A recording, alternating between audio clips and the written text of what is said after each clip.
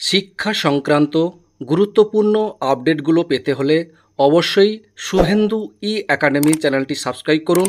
পাশে থাকা bell আইকনটিতে click করে ভিডিওটি বেশি বেশি করে শেয়ার করুন। নমস্কার, আমি শুভেন্দু। আমার ছোট্ট চ্যানেলে আপনাকে স্বাগত।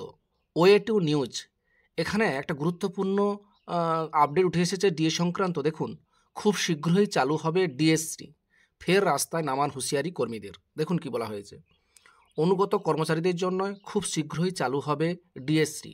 ঠিক এই ভাষাতেই মমতা বন্দ্যোপাধ্যায় সরকারকে আক্রমণ করলেন ডিএ নিয়ে চলা আন্দোলনের অন্যতম মুখ নির্ঝর কুণ্ডু। বকেয়া ডিএ নিয়ে কোনো সুরাহা না হলে আগামী 27 জানুয়ারি রাস্তায় নামারও ঘোষণা করেছেন তারা। অন্য এক আন্দোলনকারী ভাস্কর ঘোষ বলেন, এই রাজ্যের একটি মহল থেকে যে রটানো হচ্ছিল যে কেন্দ্রীয় সরকার বেতন কমিশন তুলে দেবে, সবটাই তাহলে ভয় দেখানো। এই একটি আপডেট উঠে এসেছে, সেটাই আপনাদের সঙ্গে শেয়ার করলাম। ভিডিওটি দেখার জন্য অসংখ্য অসংখ্য ধন্যবাদ।